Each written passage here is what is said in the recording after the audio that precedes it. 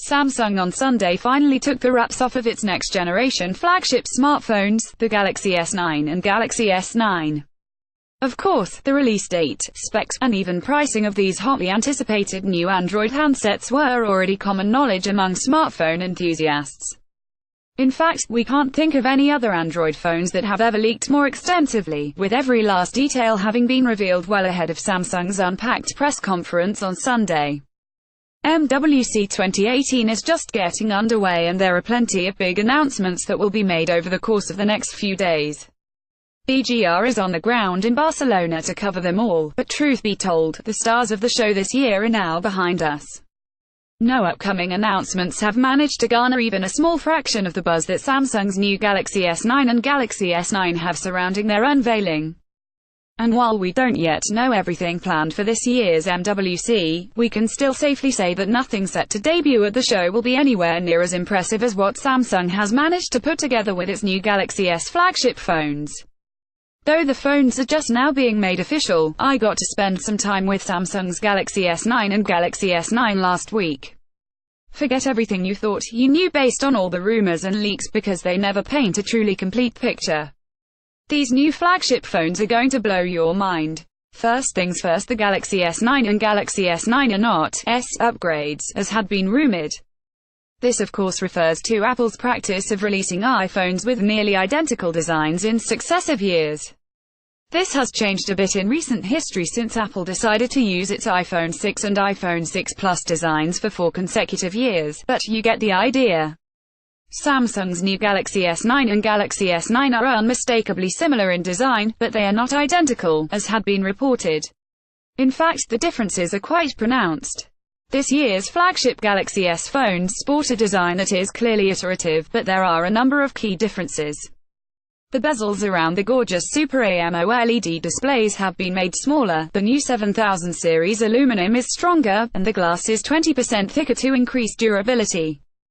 The phones are also not the same sizes as last year's models. Both the Galaxy S9 and Galaxy S9 are slightly shorter and narrower than the models they replace, but also slightly thicker. The end result is two phones that are far more sleek and refined than their predecessors. If you've ever held a Galaxy S8 or a Galaxy S8 in your hand, you know that's saying a lot. Inside, Samsung has upgraded nearly everything that can be upgraded. In the United States, the Galaxy S9 and Galaxy S9 are powered by an octa-core Snapdragon 845 chipset. This 10nm chip includes a 2.8 GHz quad-core processor for heavy lifting as well as a 1.7 GHz quad-core processor for lower power consumption during normal operation. The industry-leading Super AMOLED displays have been upgraded as well.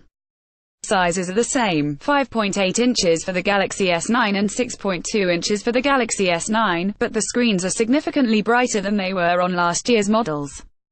Both phones come in 64GB, 128GB, and 256GB sizes with microSD-XD support, but they have different amounts of RAM and different rear cameras. The smaller Galaxy S9 comes with 4GB of RAM and a single-lens camera, while the larger Galaxy S9 has 6GB of RAM and a dual-lens rear camera. Let's talk about those cameras for a moment, shall we? Wow. Just wow. There has been plenty of chatter about the camera upgrades Samsung made to its new flagship phones, but nothing can fully prepare you from what Samsung has achieved with its Galaxy S9 camera. Incredible. I only spent a few hours with the S9 and S9, so I'll reserve most of my thoughts for BGR's full review.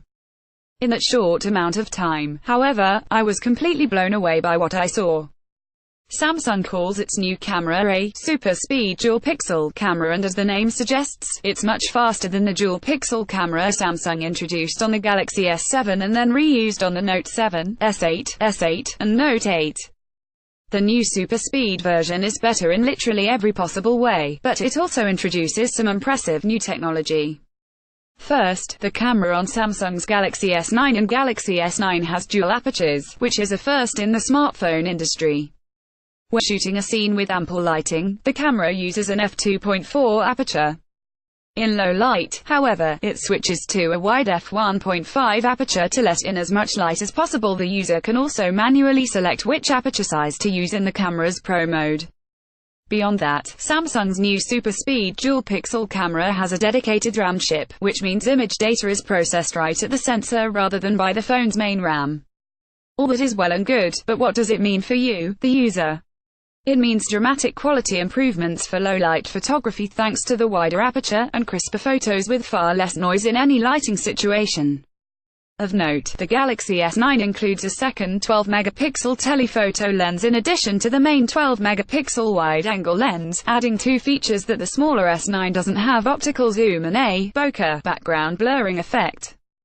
Samsung's Super Speed dual-pixel camera also brings dramatic improvements to videos as well, and the star of the show is the Galaxy S9's new Super Slow-Mo camera feature.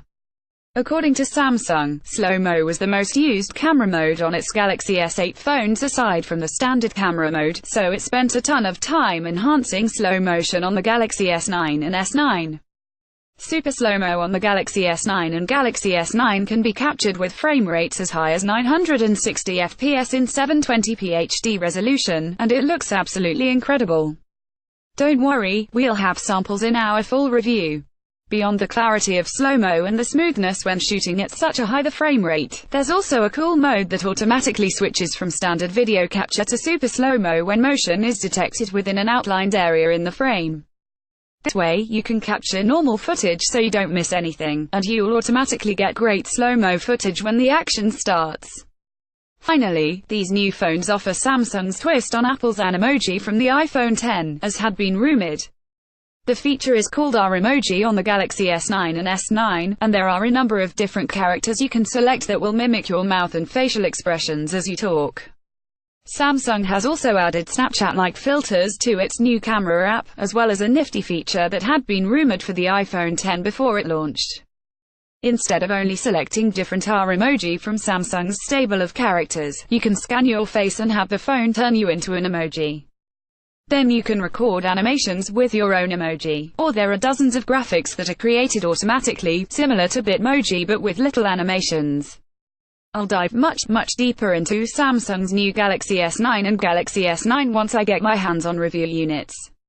In the meantime, both new phones will be made available for pre-order beginning March 2nd, and every major carrier in the US will sell them. Pre-orders will ship on Friday, March 16th, which is also when the phones will be released in stores. Pricing varies by carrier, but Samsung will sell unlocked models directly to users, with financing options available. The unlocked Galaxy S9 will cost $719.99 or $30 per month for 24 months if financed, and the unlocked Galaxy S9 will be available for $839.99 or $35 per month for 24 months. Tags Galaxy S9, Galaxy S9 Plus, MWC 2018, Samsung.